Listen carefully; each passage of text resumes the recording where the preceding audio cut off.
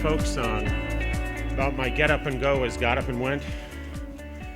And one of the verses is something on the line of, I awake every morning and gather my wits. I open the paper and I read the obits. If I am not in them, I know I'm not dead. So I eat a good breakfast and go back to bed. Energy. Without it, life is pretty awful. We've known about energy for a long time. When I was a schoolboy, everyone learned that mitochondria convert the potential energy of food molecules into ATP. Later, when I taught biology and cell biology, my students all learned about the mighty mitochondria, the powerhouse of the cell, and that ATP means energy. Nobody missed that on the exam. But it was back in 1857 that von Kolliker saw granules in muscle cells. In 1886, Altman called them bioblasts and believed them to be organelles of cellular activity, which is, of course, true. In 1898, Benda named them mitochondria from the Greek mitos, thread, and chondros, granule. Then in 1929, Fiss and Sabaro isolated ATP, the cellular vehicle of chemical energy. But the vitamin mitochondria energy story actually began decades before we knew about ATP. And a big part of this story was experiential. It was the story of a lack of energy, a fatally severe lack of energy, called beriberi. And the story of beriberi actually unfolded in Indonesia and in Philippines. So Dr. Homer said, I'm reluctant to travel, but for this talk I almost had to. Beriberi has been a problem for centuries. It was described at least as early as 1580 as beriberi, a disease of the peripheral nervous system. And while today it's said that in medical textbooks and nutritional records that this disease is extinct, we don't have it anymore, I'm not entirely sure that's the case. Now, the extreme disease of beriberi results in extreme symptoms, such as terrible fatigue, as well as pain, neuritis, paralysis, swelling, anemia, decreased liver function, wasting away, and death. Note that wide variety of symptoms. The Dutch physician Christian Eijkman came to Indonesia in 1886, where as many as 25% of prisoners had beriberi. Now, Eijkman thought, like most people thought, that the disease beriberi was caused by germs. This was the time when the germ theory was just beginning to get established, and the theory was, of course it's caused by a germ, let's find the germ. But as they searched, they found something rather plain, very important, and quite unexpected. You know, when people are dying from a disease, you don't tend to say, oh, you're just eating badly. That's an excuse almost. It's hard to believe that that could explain it. So it's very difficult, especially back in the 1880s, 1890s, to realize that bad diet could cause a disease that is so severe, affects so many, has such terrible and varied symptoms, and kills folks. So prisoners with beriberi had been fed polished or milled white rice. Eijkman fed the same white rice diet to chickens, and guess what? They developed the same symptoms. Now, chickens and people that were fed unmilled natural brown rice were cured. Well, that's pretty dramatic. Later on, in 1929, Eijkman would receive the Nobel Prize for his work. Now, Casimir Funk, a Polish biochemist living in London in around 1911, found that there was something in the outer husk, the rice hull, the part that's milled off and thrown away or given to cattle. It was a nitrogen compound. In fact, it was an amine. It was vital to health, so it was a vital amine, or as they say in UK to this day, a vitamine or vitamin. The name stuck, it became generic. In the United States, if you're going to blow your nose, you ask for Kleenex, you don't care which brand you get. In Australia, if you're going to clean your carpet, you Hoover your carpet. These are examples of generic names. Between 1909 and 1916, the American R.R. Williams, working in Philippines, began curing beriberi in young children with outstanding success. Now, rice polishings contained this vital amine, and they believed it was just one thing. But as it turned out, there was more to it than that. Over time, it became clear that it was not one vitamin, but it was a group of vitamins, now known as the B complex, all of which, along with vitamin C, are water-soluble and absolutely essential. They cannot be made by the human body. The conspicuous exception, I suppose, is vitamin B12, which to some extent can be made in your intestine. Another good reason to have your probiotics and eat your yogurt and don't take a lot of antibiotics and listen to our previous presenter. You have an opportunity to make B12 to some extent. Thiamine, vitamin B1, the first discovered, along with riboflavin, niacin, pantothenic acid, together drive the oxidation of all three energy nutrients, fat, protein, and carbohydrate. Let's talk about thiamine. Thiamine was first to be discovered and would become known, therefore, as vitamin B1. It proved to be the specific beriberi cure. Nothing else will cure beriberi but thiamine. One part is a thiazole ring. It's a vitamin, thiamine. Thiamine is not stored in tissues. Not surprising with a water-soluble vitamin that you're going to not store it. Once again, while we're here, the exception to that would be B12. Your body actually can hold B12 relatively well. But the B12 story is a little unique. But thiamine is not stored. We need more thiamine when we eat more carbohydrates. We need more thiamine for women carrying a child. We need more thiamine for women that are nursing. We need more thiamine in times of muscular activity. And more thiamine is needed when fighting a fever. Now, thiamine is activated by thiamine pyrophosphate to form an enzyme needed in glucose oxidation. Thiamine is required to either get energy from glucose or to produce storage fat. Without thiamine, these things don't happen. So thiamine is a vital amine, to be sure. And without these things happening, the body doesn't function. It gets tired, it wastes away, and it will die. I used to tell my clinical nutrition students this: a deficiency, a severe enough deficiency of any vitamin is fatal. Vitamins are not just a good idea, they're something we absolutely require. Now, in an age of supplements and fortified foods and choices, we tend to forget that there was a time when people were so fabulously unaware that they simply did not know, and there was no hope for anyone until these scientists came along and said, I wonder if it's their diet. Deficiency symptoms for thiamine include weakened heart muscle and heart failure. Gastrointestinal system deficiency symptoms include anorexia, indigestion, very severe constipation. The whole GI tract slows down, sort of like when people are on narcotics such as opiates. Everything shuts down. Opium and heroin take the whole body and make everything go slowly. I taught college courses inside 2 state penitentiaries, and you see a lot of prisoners that because they were on downers, their entire digestive system is very, very slow. A person that's heavily into heroin might go a very long time without a bowel movement. And when I say a very long time, I mean a couple of weeks.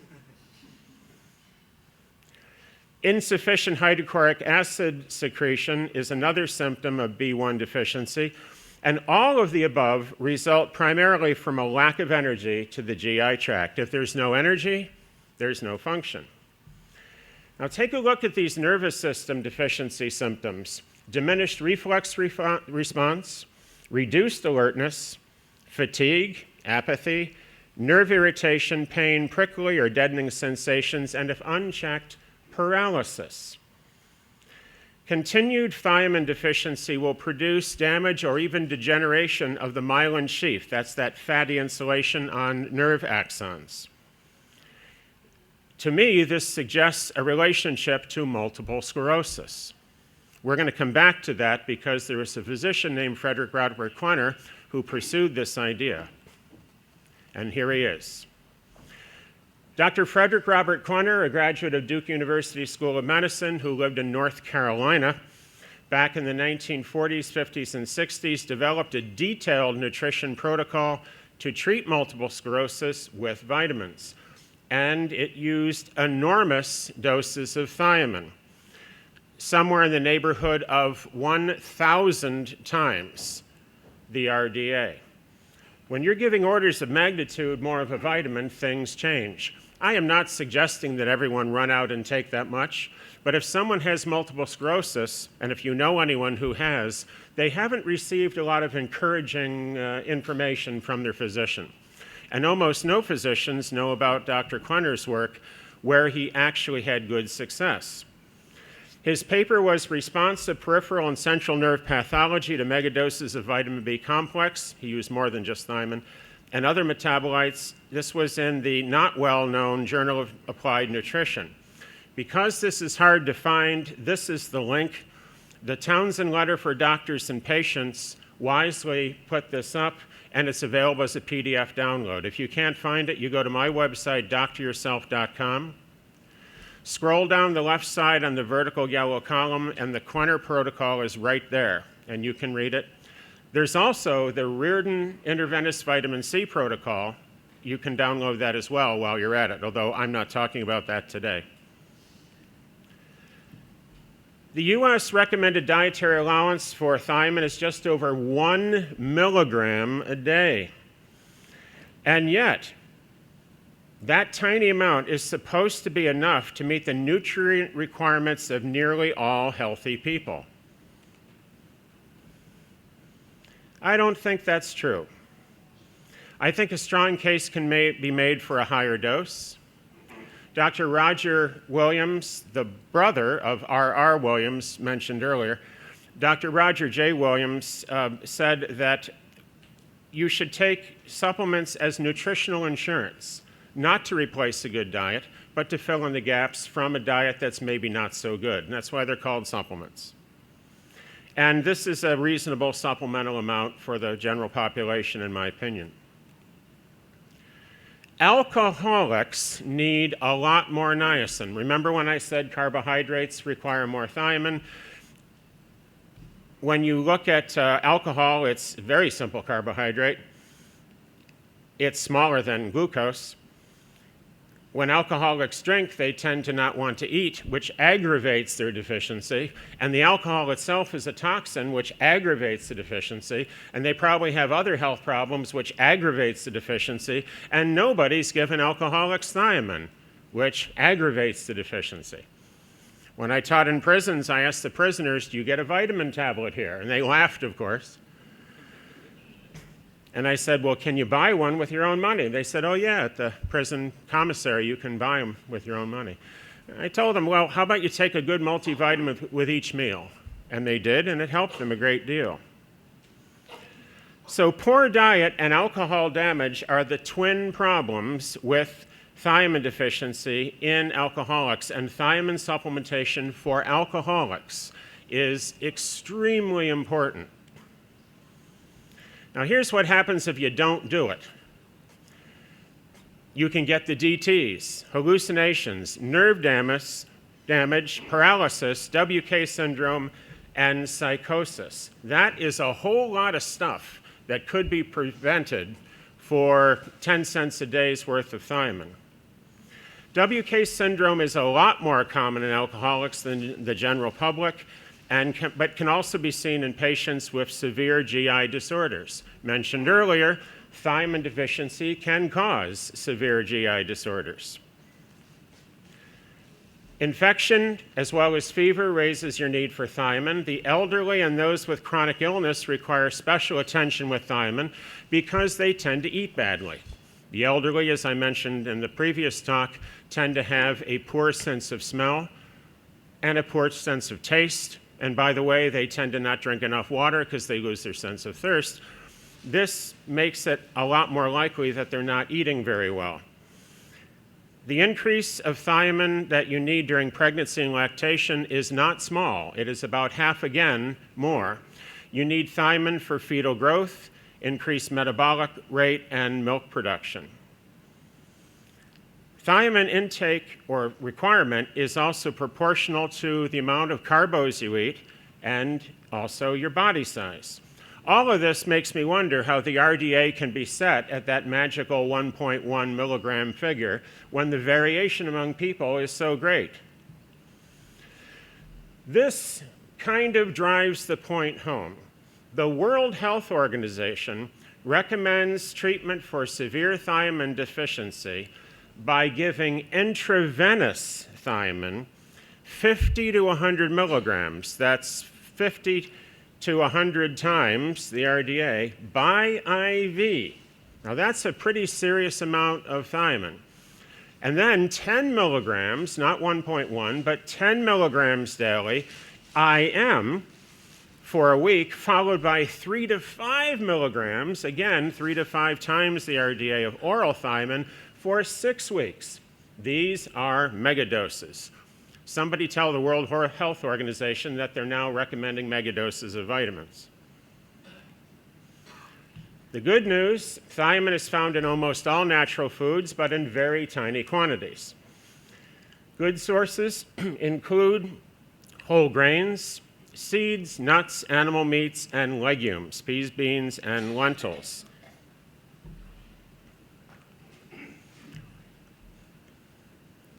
Could I get some water? Over here? Okay, thank you. A study back in 1975 of about 2,000 American households for a full year showed that among adults 19 years of age or older, over 65% did not get the RDA of thiamine. Now they're not even getting 1.1 milligrams. 2 out of 3. If you search for this fact today, you will find it has been updated. An analysis of data from the National Health and Nutrition Examination Survey in 2003 to 2006 showed that only 6% of the US population had a usual intake below the EAR. EAR? What's the EAR? The EAR is lower than the RDA. So the Food and Nutrition Board of the National Academy says the estimated average requirement is the average daily nutrient intake level estimated to meet the requirements of half of healthy individuals in a group. I don't know about you, but when I was an undergraduate, this was called fudging, where you play around a little bit with the data or your definition of the data. It's sort of like you have a chemical spill in your neighborhood and they come in and test and they find the chemical, and if they find this much, they say the safe level is that much. So this is where you don't raise the bridge, you lower the river. The EAR is 20% lower than the RDA for thiamine. We could ask, is chronic fatigue a modern name for subclinical beriberi? Questions like this tend to get you in trouble with conventional nutritionists who say, no. But you know, chronic fatigue wasn't even recognized as a legitimate disease when I was a young man. It was regarded as all psychosomatic. Now at least we're beginning to realize that some people are in fact tired and it's not in their head. And there's a very good chance that it's because they're suffering from a thiamine deficiency. Thiamine is cheap, it's safe, And there's much to be said for a therapeutic trial. Now, that RDA is pretty low. I'm suggesting more than that. It was Dr. Abram Hoffer and other orthomolecular or nutritional physicians that have used hundreds of milligrams a day. It works best in divided doses. Some people will take a big balanced B complex, a B50 or a B100, which will have 50 or 100 milligrams of niacin. They'll take that at breakfast. That's inefficient.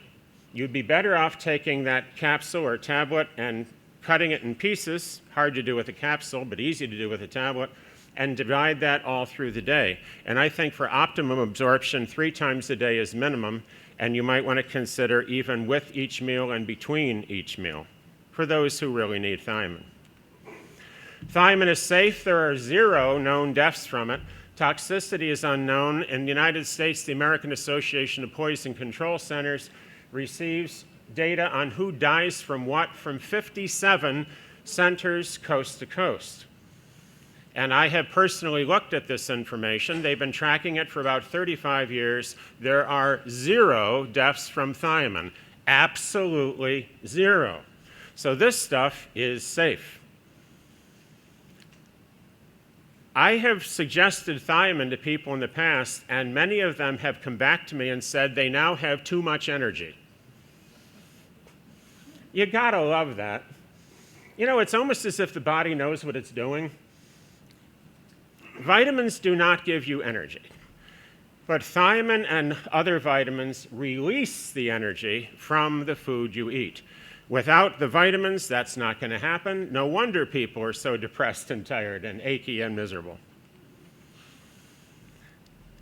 Thiamine, apparently, can interact with lead and prevent tissue accumulation. Lead poisoning is a major problem, especially with children, in areas of the world where lead exposure has been very high, and you can actually prevent clinical symptoms and death by using thiamine. Therapeutic doses of thiamine may be of value in the prevention of lead poisoning in cattle, in other animals, and in humans exposed to high levels of lead. Let's talk about niacin. That's vitamin B3. There are several forms of niacin. A lot of people ask this question, so I wanted to take the opportunity to make it plain. Niacin was originally called nicotinic acid. It is structurally similar to nicotine, but it is biologically entirely different. Niacinamide has most, but not all, of the properties of niacin, but niacinamide does not cause a flush. Niacin in high doses, or even modest doses, will often cause a beet red, heat, flushing, itching that will last anywhere from a few minutes to a few hours. A lot of people don't like that, so they use niacinamide. But niacinamide does not lower LDL and triglycerides, and niacinamide does not raise HDL. Therefore, we need a form that doesn't cause a flush, and that's inositol hexaniacinate. Inositol hexaniacinate can cause a flush in some very sensitive people, but it is really unusual. We're talking less than 5% at most. It's a little bit more expensive, and it doesn't work as well. I would estimate you'd have to double doses if you use inositol hexaniacinate. My source for this is Dr. Abram Hoffer, my mentor, who was one of the great niacin experts on the planet. All of these are water-soluble, all of these are white powders, and all of these are very stable. They are heat-stable, they last a long time. The deficiency of niacin is pellagra, vitamin B3 deficiency. And now take a look again at the energy-related symptoms from a deficiency of niacin.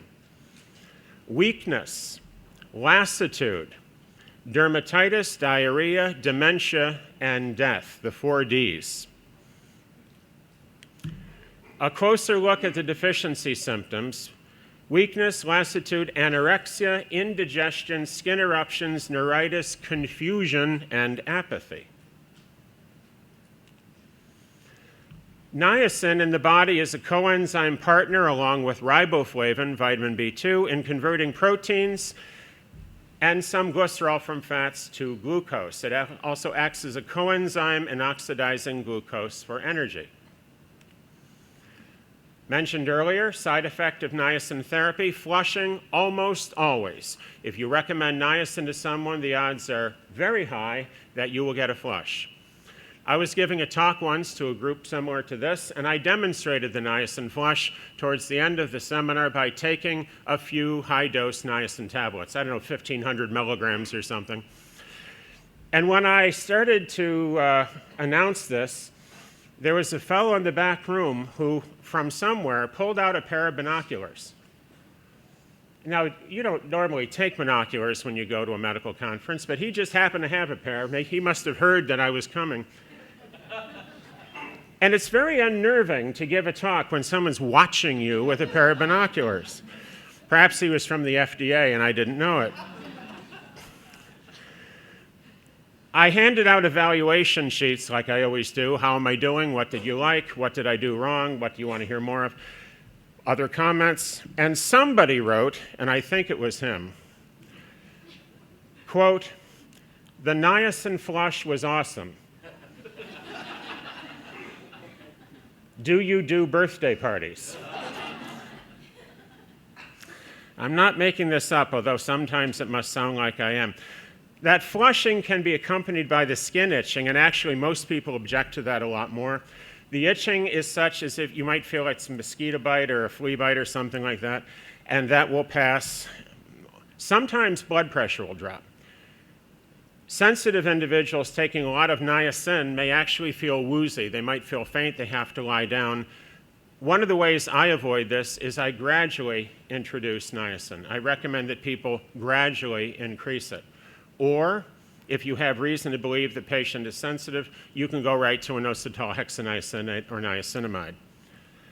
Nausea is the sign of massive niacin overdose.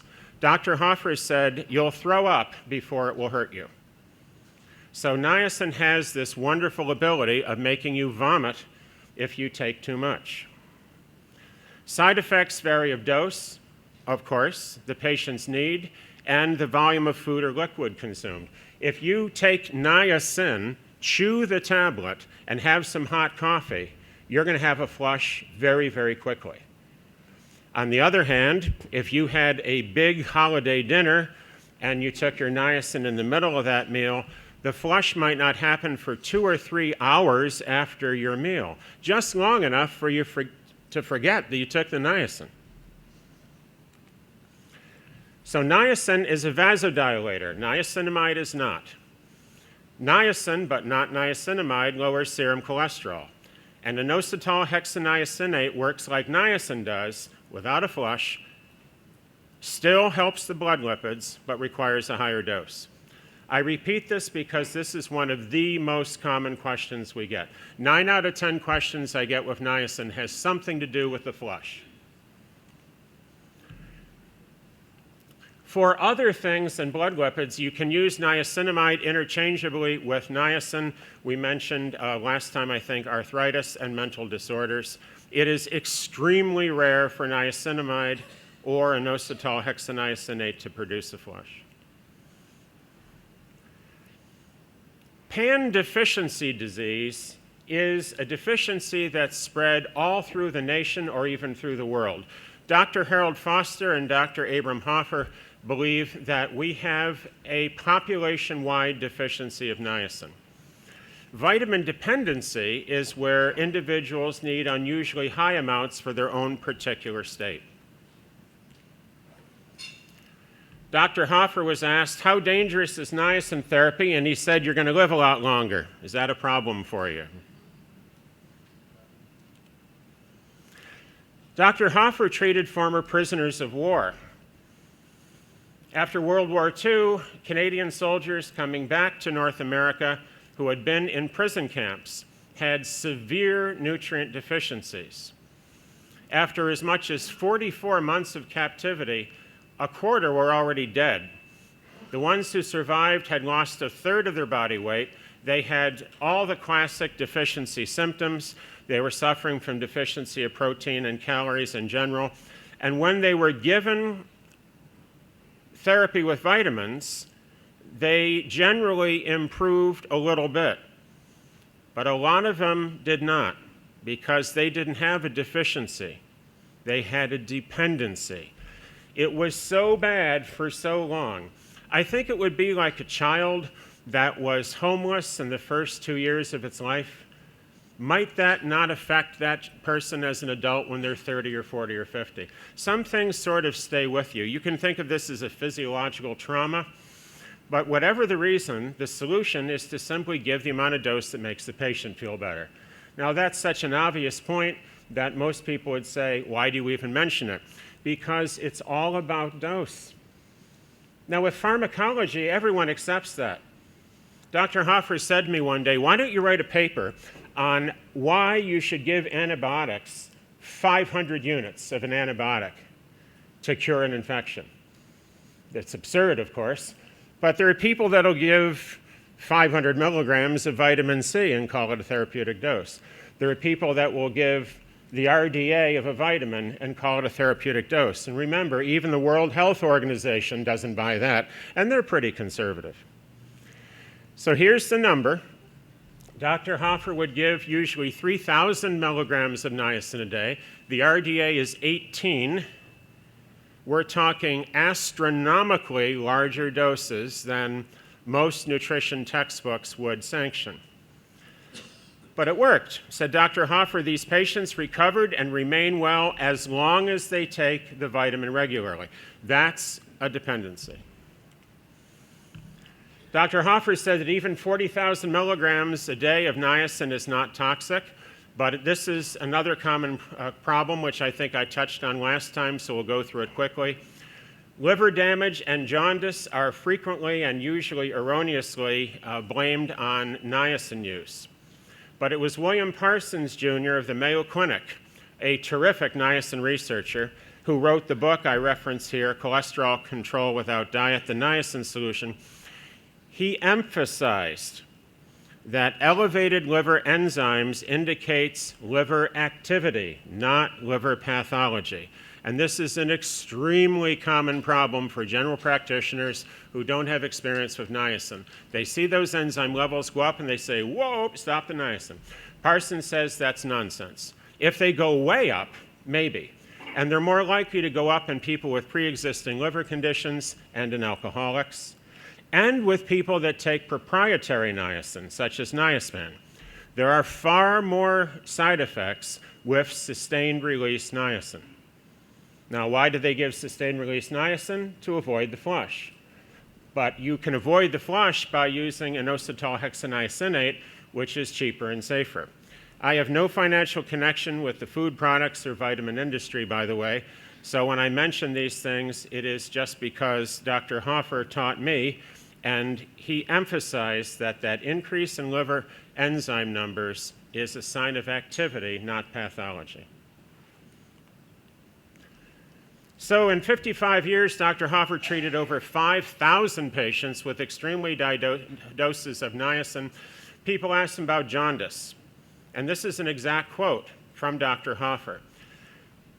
Since he started this in 1952, he has seen a few cases of obstructive type jaundice, which cleared when niacin was stopped. And in one case, I had to resume the use of niacin because the patient's schizophrenia came back.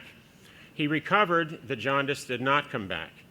I have seen so few cases of jaundice that there is little evidence that the jaundice arose from the use of the niacin. But some people might get jaundice from some other reason. There are many reasons why someone might not be completely well, and if you blame the vitamin without looking into it, naturally you're jumping to conclusions. In 15 years, he reported that he saw no cases whatsoever. The main danger from taking niacin is not jaundice, it is that people will live longer. The MRCA study back in the mid-70s showed that 43% of American adults get less than the RDA of niacin. The RDA is quite low, the EAR is lower. I think most people would do well to take a few hundred milligrams of niacin a day, or if they're sensitive, niacinamide. Food sources include fish, legumes, again, meat, mushrooms, and whole grains. Let's look at riboflavin.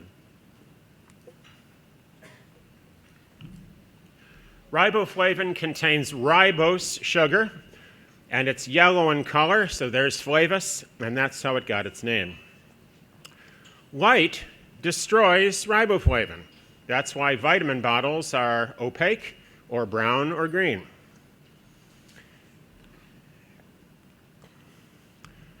Deficiency of riboflavin. Tissue inflammation, wounds that don't heal, cracks around the nose, lips, and mouth, swollen, reddened tongue, itching, burning eyes, scaly, greasy skin. Riboflavin levels are characteristically low in arthritic patients, and sometimes depression will respond to riboflavin. But riboflavin deficiency is actually not particularly common in nations where they have dairy products.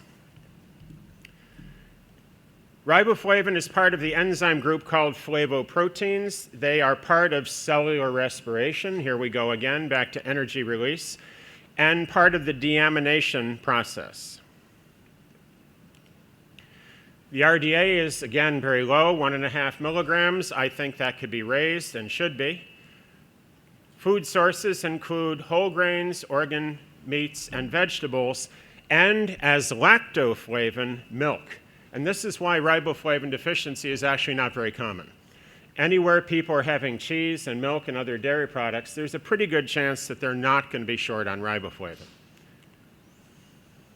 But if you cook food in an open pan, the light will destroy the riboflavin, and perhaps this is justification for a romantic candlelight dinner. When people supplement, it's common to take a 20 or 50 milligram dose, and I would divide that through the day. And riboflavin in that dose will turn urine a brighter yellow-orange. So not only is riboflavin destroyed by light, it's also the one that turns your urine a little darker. Thiamine is the one that makes it smell differently. I just thought you'd like to know that. And if you take enough niacin, you'll be so warm and relaxed you won't even care.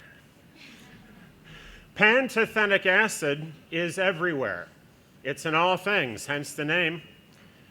It's activated by ATP into coenzyme A. Coenzyme A enables acetylation, and there is very wide biochemical work for pantothenic acid. The RDA is slightly higher, 4 to 7 milligrams. Toxicity is unknown. And no deficiency state actually exists. You're probably thinking, well, why are you talking about it? Well, you don't have to worry about riboflavin and pantothenic acid, but they are both intimately involved in the energy process, which is the topic of this talk. And when I come back and emphasize thiamine and niacin, you'll realize why I'm not emphasizing pantothenic acid and riboflavin. So to review, the discovery of the B vitamins is the story of fatigue itself. Beriberi, an incurable condition with no effective medical treatment whatsoever, was found to simply be a deficiency of thiamine. Eating whole brown rice instead of processed milled rice was enough to get the cure. Of course, in your body, food must be broken down. In your cells, energy must be released. This whole process is vitamin dependent. The B vitamins and magnesium are particularly important in that energy releasing pathway. I would say that the human body without enough B vitamins is like a huge rusty machine without any oil. All the parts are there, but it's not moving. So the 4 B vitamins most involved with cellular energy are thiamine, niacin, riboflavin, and pantothenic acid, the first 2 being the most important.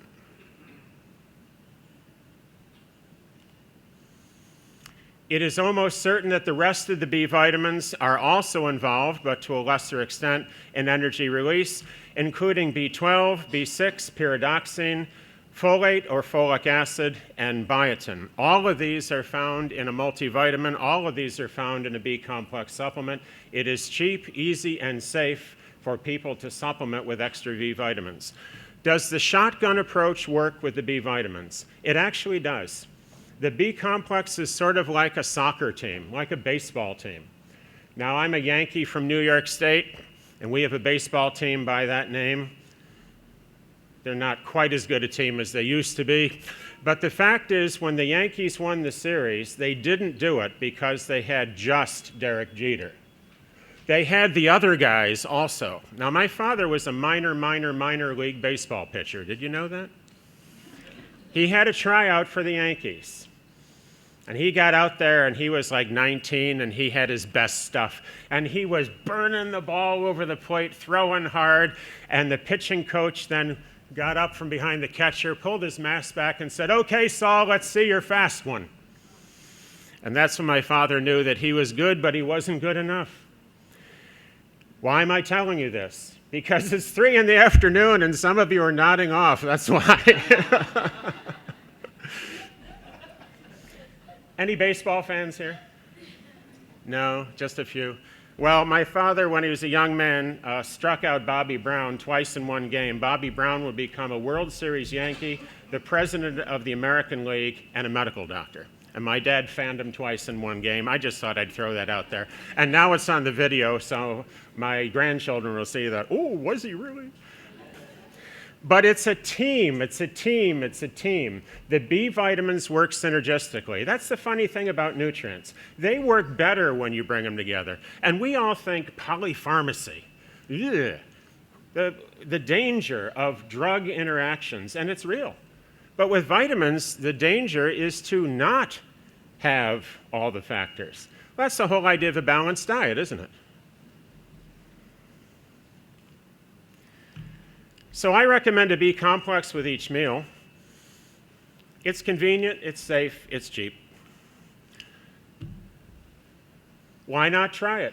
If you have a patient with chronic fatigue or some of these other symptoms that aren't going away, you could do a therapeutic trial and see for yourself if it works. Now let's look at vitamin C.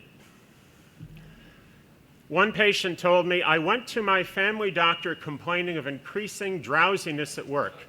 He said, 'You're getting old.'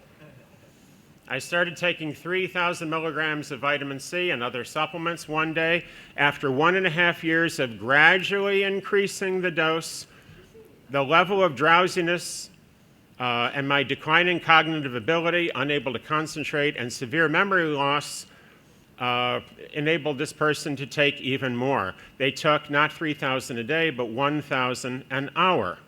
Next day, bam, my energy level was back to my preteen level or better. I had that spring in my step.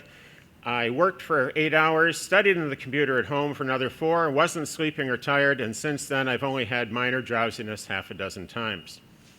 This is a spectacular change. So, would vitamin C help chronic fatigue syndrome? Chronic fatigue or chronic fatigue immune dysfunction syndrome is really pretty serious. There's about 200,000 cases in USA every year.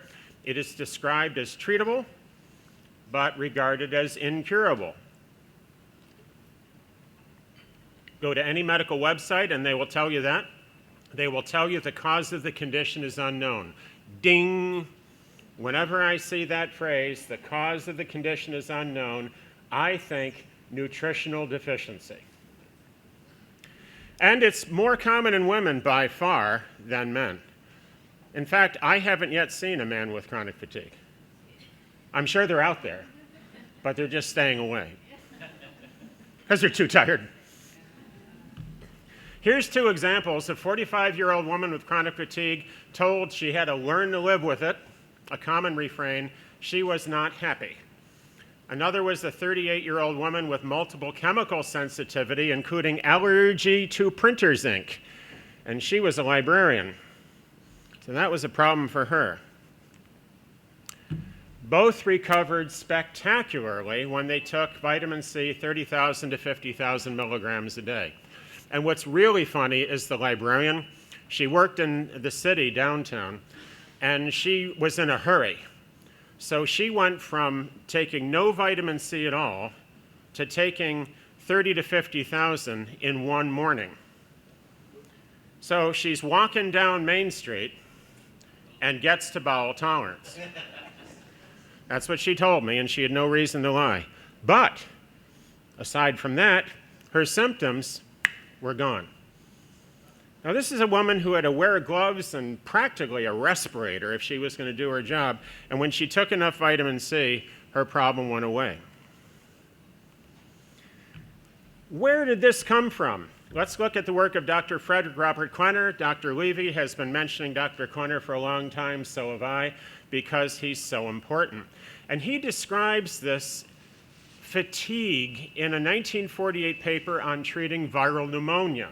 Now, Quenner was a board-certified chest physician. That's why he would tend to see the pneumonia cases, and that's where he had spectacular results, as well as with polio, using C. So hear this now. The picture will then develop to the point where severe frontal headache is noted, along with a feeling of weakness in the lower extremities so marked that the patient complains of a dragging sensation when moving about, even in bed. The weakness persists for days. The patient can hardly support his weight without the fear of buckling at the knees. And this is why Quenner thought vitamin C was important, because this fatigue symptom with pneumonia is suggestive to him. So he had 42 cases in a 5-year period where he gave vitamin C in massive doses. Now, Southern Medicine and Surgery is not the biggest medical journal in the world, but it was peer-reviewed, a regional journal, and Quenner had approximately 20 publications in journals. At my website, I have a complete bibliography of Frederick Robert Quenner if you want to just follow that down. So a doctor yourself, use the search function and put in KLENNER and sit down, because you're going to be busy for the next couple of days. We actually have his papers and links to whatever we can find. Fascinating, fascinating story of high-dose C. Indeed, he was the pioneer of megavitamin C therapeutics in the 40s, giving these doses by injection as well as orally for a wide variety of illnesses. Nice little side about Dr. Quenner, he worked in Reidsville, North Carolina, a fairly rural area, and although he was a board-certified specialist, he also had a general practice. And a lot of his patients were very, very poor. And this came out after his death when they talked to people that knew him. He would go and make house calls no matter who the person was, whether they could pay the bill or not, and he didn't even care if he didn't get paid. He still kept them as patients, and he saw them pro bono. So he was a very kind man.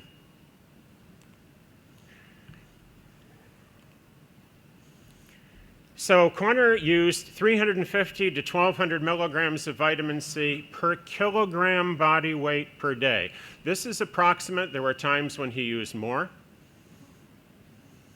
Working it out in normal terms, that's around 20 to 35,000 milligrams a day at the low level for an adult, and at 1,200 milligrams per kilogram, it's hitting in the neighborhood of 100,000 milligrams a day. That's a lot of vitamin C. But Quenner is one who would say, don't send a boy to do a man's job.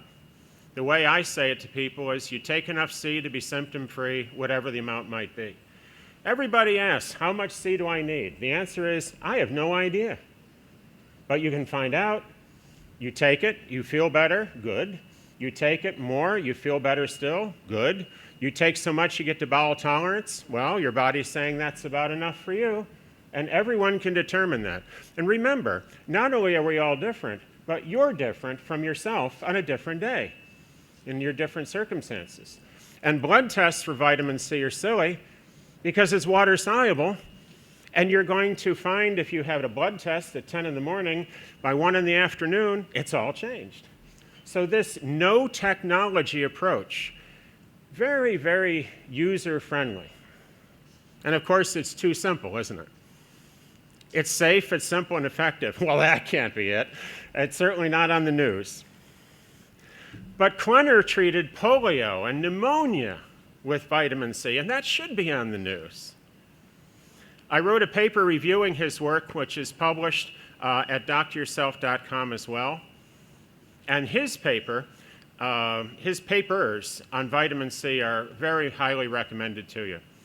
So look what he treated with vitamin C. And we're moving a little bit away from mitochondrial energy, but I just can't resist. Can you? Bladder infections, arthritis, leukemia, atherosclerosis, ruptured discs, high cholesterol, corneal ulcer, diabetes, glaucoma, burns, heat stroke, radiation burns, heavy metal poisoning, chronic fatigue, and complications resulting from surgery.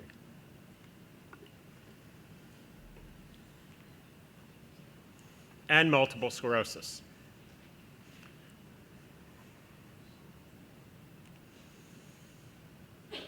You can also find on the internet a rare book, which I believe is out of print, called Clinical Guide to the Use of Vitamin C, edited by London Smith. London Smith was a very popular television doctor in the US. He actually won Emmy Awards, something Linus Pauling didn't even do. London Smith was on the Johnny Carson Tonight Show dozens of times. Very popular doctor. And he compiled Quenner's work in this book, which you can find at these addresses, or do a Google or Yahoo search and look for the Clinical Guide to the Use of Vitamin C by Quenner. It's a short book, full of information, full of dosage information, very specific. And this is my biography of Quenner. I think it's interesting that mononucleosis symptoms kind of resemble chronic fatigue syndrome symptoms. It was Dr. Cathcart, Robert Fulton Cathcart III of California, USA, who treated patients with a tablespoon of vitamin C crystals every hour. Now, that's really a lot. A teaspoon is about 5 grams. So a tablespoon, which is 3 teaspoons, I suppose your metric over here, which is good because this tablespoon, teaspoon thing, I mean, how many gills in a furlong anyway? You know, we have a very large amount of C being taken here. That's 15,000 milligrams an hour, over 150,000 milligrams a day. But when someone has mononucleosis, this cures it in a matter of days. Now, you know people that have had mono, it often takes them a very long time. When I was in college, I remember somebody that had it for weeks and weeks and weeks. So this is a useful tool. Cathcart is the one we can thank for the bowel tolerance principle. It is still overlooked. Here's another paper by Quenner that was in Medical Hypothesis on the treatment of AIDS with massive doses of vitamins.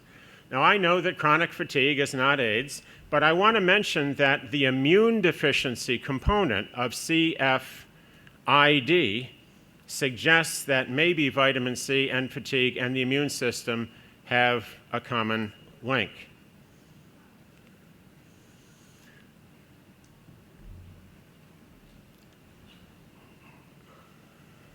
This is a review slide.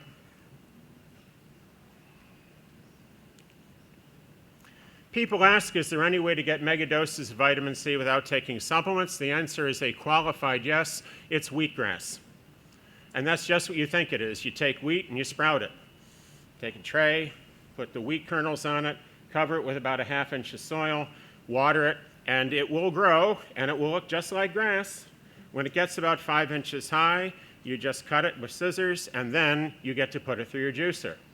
And by the way, juicing grass is very difficult. So it gets all clogged in there, so you're just in for a lot of fun with this. So you need usually a masticating or chewing juicer as opposed to a centrifugal juicer, or a grind and press juicer, which are more expensive. I use a masticating juicer, and I add a little water, and then I'll add a piece of zucchini or a carrot, just enough to keep the wheatgrass going through, and I make a blend. Wheatgrass is very high in vitamin C. You can also sprout other things: cabbage seed, lentils, alfalfa, radishes, whole barley, and sunflower seeds. And sprouts in general are very good sources of vitamin C. Vitamin A is beta-carotene. Vitamin A deficiency certainly weakens the immune system, and fewer than 10% of us are consuming enough beta-carotene.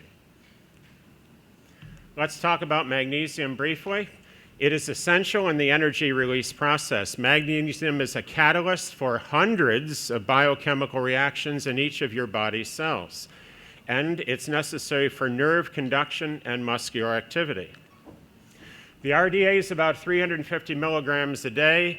Most people in the UK are not getting this, and magnesium deficiency is very high in teenagers in America. I think magnesium supplementation should be part of your first-line approach to chronic fatigue. How much? As much as the patient can hold without bowel tolerance. Magnesium does have a laxative effect.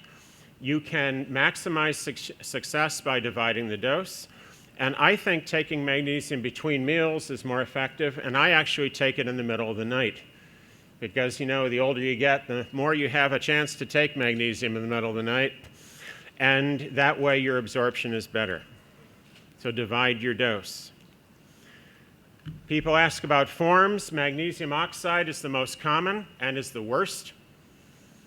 It's the least absorbable, but it's the cheapest. When you read a supplement label, read the side panel and look to see if it's magnesium oxide. You'll sometimes see a magnesium complex, and you read the side panel, and the major ingredient is still magnesium oxide.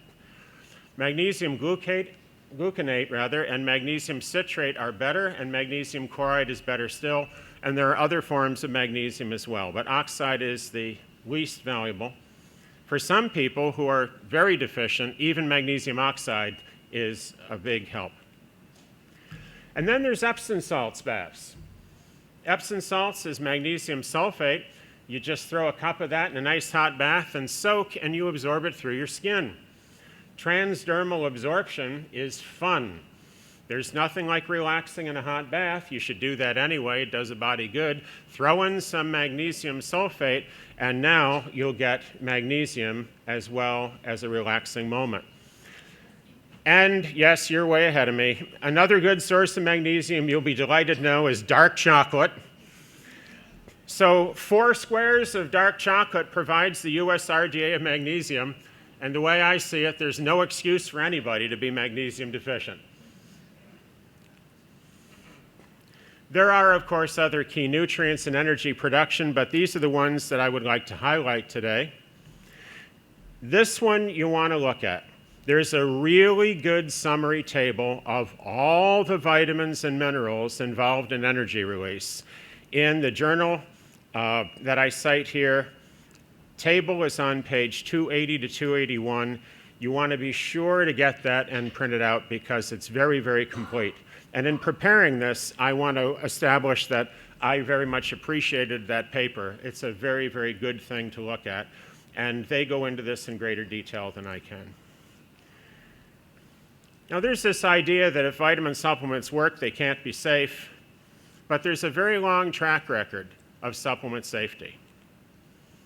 Abram Hoffer said no one dies from vitamins. But a battle against supplements has been going on for a very long time. It's funny that critics will cite low-dose studies that don't work in an attempt to show that vitamins don't work, but they can't cite any double-blind placebo-controlled studies of high doses that show any dangers. So vitamins are effective at high doses and also safe at high doses. For those who are interested, the Journal of Orthomolecular Medicine is now in its 50 years of publication, 50th year, and the US National Library of Medicine refuses to index it. And that is the world's largest public medical library on the planet. We've complained, and the people that you talk to at NLM, they weren't even alive 50 years ago when the journal was started. It's all about dose. Low doses don't work. And if low doses of supplements don't work, then certainly you're not going to improve fatigue by giving people the same old crummy diet that brought them in the door in the first place. So there it is. I knew you'd want the poem. Our mitochondria deserve better. My daughter says, Don't take chances. Take vitamins. The Orthomolecular Medicine News Service is peer-reviewed, non-commercial, and free by email. I welcome your subscriptions. And I am very grateful for your wonderful attention, especially in the afternoon. Thank you.